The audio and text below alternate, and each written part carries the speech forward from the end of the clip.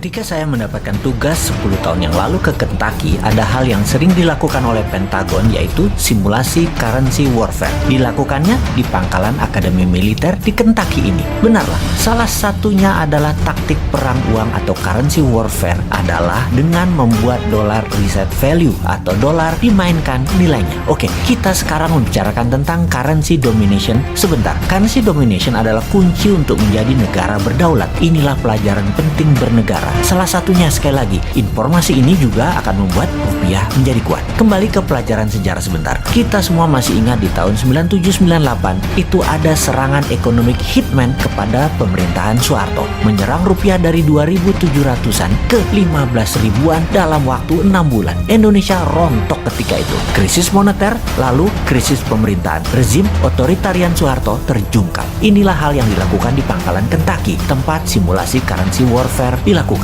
Anda, seperti saya kala itu, akan tegang bagaimana simulasi yang mereka lakukan ini semua dengan perhitungan matematik yang rinci, detail, dan jelimet. Mereka melakukannya, sekali lagi, yang namanya dollar reset value. Simulasinya banyak ragam, dimana ketika saya hadir waktu itu, mereka mensimulasikannya adalah mereka menaikkan nilai dolar 30% dari nilai saat ini. Misalnya, 1 dolar adalah 14.500 rupiah, dibuat 1 dolar 20.000 rupiah. Jadi, Indonesia yang memiliki hutang dalam dolar sekitar 450 billion dolar atau sekitar 6.000 triliun rupiah, mendadak dalam sekejap hutangnya jadi 9.000 triliun rupiah. Bangkrut itu pemerintah dalam seketika kalau hal itu dilakukan, yaitu dolar nilainya dinaikkan 30%. Lalu dalam layar simulasi ada nilai currency dolar terhadap 190 negara di dunia. Dilihat apa yang terjadi, bagaimana dengan negara Singapura, bagaimana dengan Jepang, bagaimana dengan negara Eropa, bagaimana dengan Tiongkok, dan lain sebagainya. Menariknya, ketika dolar dinaikkan 30%, Tiongkok tidak rubuh. Cadangan devisa mereka, walau ada dolar, namun gold di Tiongkok kuat dan banyak. Juga yuan dipakai di beberapa negara mitra mereka, membuat Tiongkok kuat. Simulasi kedua, nilai dolar dijatuhkan 50%. Ekspor barang Indonesia dalam dolar jadi hancur. Indonesia rubuh juga. Dalam bahasa Lemhanasnya adalah fail state. Dan hebatnya lagi, Tiongkok tidak rubuh ketika dolar dilemahkan 50%. Simulasi berikutnya yaitu dolar di-cut 80% alias tinggal 20%. Ternyata Tiongkok juga tidak lumpuh. Pokoknya di harga dolar berapapun Tiongkok kuat, bahkan Amerika yang rugi. Menariknya, Indonesia di level turun 20%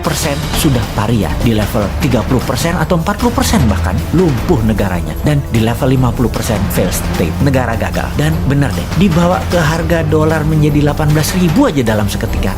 Biar pemerintah Indonesia. Sekedar mengingatkan, yang rubuh pemerintahnya ya, bukan negaranya loh ya. Oke, itu adalah salah satu di antara banyak informasi di Kentucky. Apalagi oleh-oleh dari Kentucky, pangkalan dan akademi militernya keren abis. Tempat latihan fisiknya, latihan baris berbarisnya, latihan jungle survivalnya, pelatih-pelatihnya world class semua. Dan ketika summer, anak-anak remaja digojlok di summer camp, dibuat kekinian pusat pendidikannya. Suara musik, bernyanyi, api unggun, sharing, kegiatan olahraga, hobi, semua berubah menjadi tempat yang seru bagi anak remaja dengan disiplin militer yang tinggi. Masuk pendaftarannya bahkan ngantri sampai berbulan-bulan, dibatasi kepesertaan anggota demi hasil maksimum. Sungguh pengalaman di Kentucky tersebut saya akan bawa ke tim camp kita di Millionaire Teen Bootcamp 2021 ini, lengkap dengan pelatih anggota pasukan khusus yang memang elit dan terbaik yang melatih anak kita. Juga tim paskibraka nasional yang akan membimbing mereka, ditambah pelajaran bela negara oleh instruktur Lemhanas, plus yang Millionaire program oleh Bosman. Selamat bergabung.